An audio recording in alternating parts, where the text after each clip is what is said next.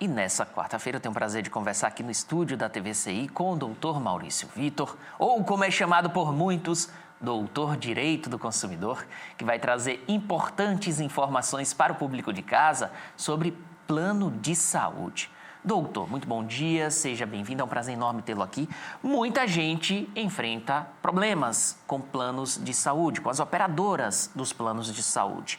Ainda mais nos dias atuais, com a coparticipação cada vez mais comum.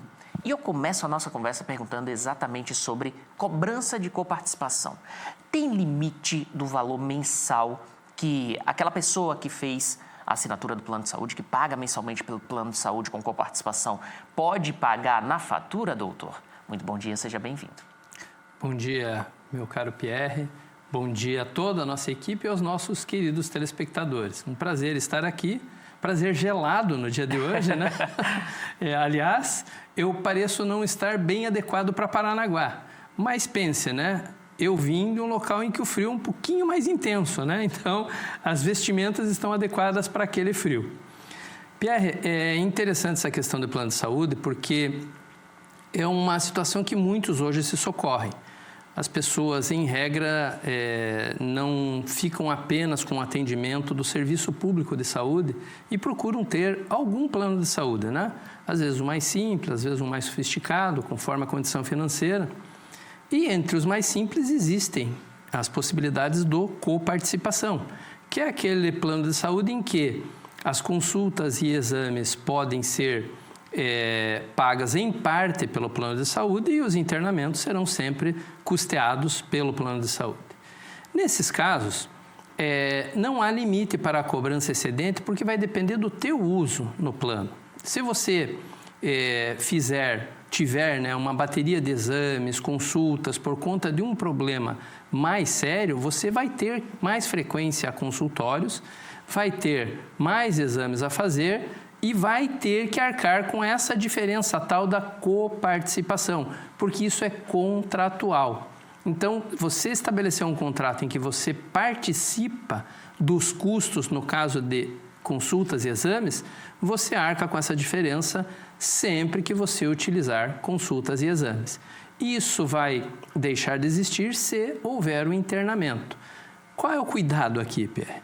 O cuidado é, de repente, para o plano de saúde é melhor manter você em consultas e exames e internar o menos possível. Ou seja, ocorrer um retardamento daquilo que deveria ocorrer, que é o internamento para o tratamento, porque este estará sob os cuidados do plano de saúde. Então, o paciente precisa sempre ouvir uma segunda opinião e, de preferência, de alguém isento. Olha, o que eu estou fazendo está certo? Os médicos estão me indicando o correto ou estão fazendo algo que o plano de saúde determinou para que eu arque com uma diferença aqui e diminua os custos deles? Essa é a dúvida que precisa ser tirada. Agora, de resto, você fazendo as consultas e fazendo os exames, estará, sim, contratualmente obrigado a fazer o pagamento dessa diferença. Doutor, agora a pergunta que motivou, inclusive, o tema desta quarta-feira. Pergunta que veio de um funcionário aqui da TVCI. O plano de saúde com abrangência nacional, ele pode limitar o atendimento a determinadas cidades? Porque um funcionário amigo meu, ele tem um plano de saúde nacional. E aí ele foi procurar um especialista aqui na cidade de Paranaguá e a informação que recebeu foi: não, o seu plano não cobre o especialista na cidade de Paranaguá, somente em Curitiba. Pode isso, doutor? Tá aí, ó. Não pode. Se o contrato prevê atendimento nacional, e existem essas diferenças justamente por uma questão de custo do plano, né? Se eu faço um atendimento local, é um custo, um atendimento a nível estadual é outro, regional ainda outro. Mas se o custo é nacional, independe da cidade onde eu estou. O plano tem que ter algum convênio com alguma instituição, com algum consultório, com algum hospital, com alguma clínica que disponibilize aquele serviço. Não é possível negar a prestação de serviço. Se negou, é uma infração contratual que o cliente pode, tendo prova, é importante você fazer prova disso, olha, ela negou, mas eu preciso fazer consulta, eu vou lá, faço a minha consulta e vou cobrar do plano, inclusive com a possibilidade da cobrança em dobro e eventual dano que você sofrer de ordem moral por conta do não atendimento contratualmente estabelecido. Doutor, um plano de saúde pode cancelar ou recusar atendimentos ou cirurgias? Pois é. Hoje é muito comum, né, Pierre, alguns medicamentos fora de off-label, né, fora da ANS, e aí alguns tratamentos também se enquadram nessa condição. Então é uma questão polêmica. Em princípio, contratei o plano de saúde, ele deve cobrir toda e qualquer condição de saúde que eu tenha. Até porque, mesmo que lá no contrato tenham aquelas chamadas cláusulas com letrinhas pequenas e tal, que a gente costuma chamar de abusiva, ela não vai valer para o contratante, porque você não sequer tem conhecimento técnico para discernir na hora de fazer a assinatura do seu contrato. Então, em tese, ele tem que cobrir tudo. Mas temos, sim, hoje, algumas condições que são tratamentos novos, que estão em experiência, que não são aprovados ainda pela ANS, não estão disponíveis sequer na rede pública, que os planos de saúde têm feito a negativa de tratamento e, não raro, você tem que se socorrer de uma ação judicial e, às vezes, até nem na ação judicial você consegue estabelecer sucesso nessa questão. Mas, assim, meu ponto de vista particular, assinado o contrato, o que você espera do plano de saúde? Que ele lhe atenda. Se você não tem problema nenhum, o plano de saúde está em lucro, você não usa. E muitos dos usuários estão nessa condição. Quando acontece um problema com um usuário, o plano de saúde naturalmente tem que compensar aquele não atendimento com o atendimento do outro. É para isso que ele é universal, ele cobre muitas pessoas, né? São muitas vidas para haver justamente esse tipo de composição de custos. Mas existe sim hoje alguns bloqueios nesse sentido e sempre que isso ocorrer, o correto é buscar a via judicial para fazer valer o plano. Cancelamento unilateral do plano de saúde por parte da operadora. Pode isso, doutor? De jeito nenhum, né? Isso é deixar o seu cliente na mão, né? Não pode.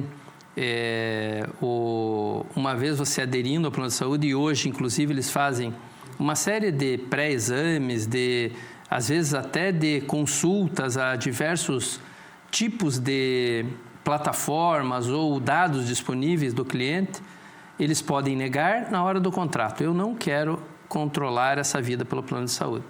Mas, uma vez que houve a adesão, houve a concordância, a partir dali, qualquer problema que você tenha, não permite ao plano de saúde excluí-lo da plataforma. Então, é uma impossibilidade jurídica a rescisão unilateral por conta do plano de saúde, a menos por infração contratual. O que é infração contratual?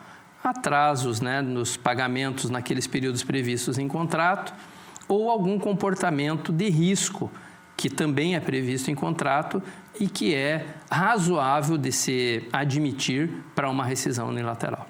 Caso o consumidor, o cliente da operadora que fornece o plano de saúde, ele tenha qualquer problema na prestação do serviço, ele tenha qualquer problema no atendimento médico, o que ele deve fazer, doutor? O primeiro ato do consumidor deve ser sempre registrar todas as questões relativas a essa demanda, né? A gente não cansa de dizer aqui, né? Faça por WhatsApp, por e-mail, por papéis trocados pessoalmente, mas registre, tenha registrado qual é a situação que está ocorrendo. Isso registrado e havendo a insistência do plano em não atender, em criar ao consumidor um obstáculo, sempre a primeira providência é procurar a Agência Nacional de Saúde. Ela regula os planos de saúde, ela tem uma plataforma própria, tem um atendimento, inclusive pela internet, para reclamações e pode ser que resolva por esse meio. Não resolveu por aí, temos de novo aquilo que também sempre sugerimos aqui. As plataformas reclameaqui.com.br, consumidor.gov.br. E, por fim, Pierre, a possibilidade da ação judicial. Pode ser você mesmo, no juizado especial, nas causas em até 40 salários mínimos e com o auxílio, até 20 salários mínimos, perdão, né? Até 40, com o auxílio do profissional, que pode ser também na justiça comum. Hoje, existem, inclusive, tanto a nível de justiça estadual quanto federal, turmas ou câmaras especializadas nas instâncias superiores para tratar das questões específicas de plano de saúde. Então, o consumidor não deve se avexar, né? Como diria um bom baiano, não deve ser tímido e deve sim procurar os seus direitos, porque só assim a gente contribui para um melhor mercado de consumo. É sempre importante, né? Para finalizar o Bom Dia Litoral de hoje, eu vou pedir... O Bom Dia Litoral não, quadro Direito do Consumidor. Eu vou pedir que o Nicolas registre o nosso espectador qualificado, eu diria.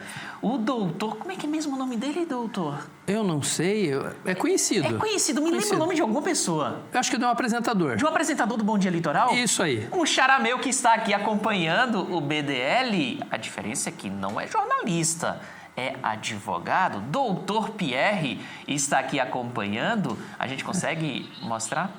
Ah, a câmera está na frente. A Bruna não consegue mostrar? Será? Mas ele pode dar uma... Agora vai registrar a nossa audiência in loco.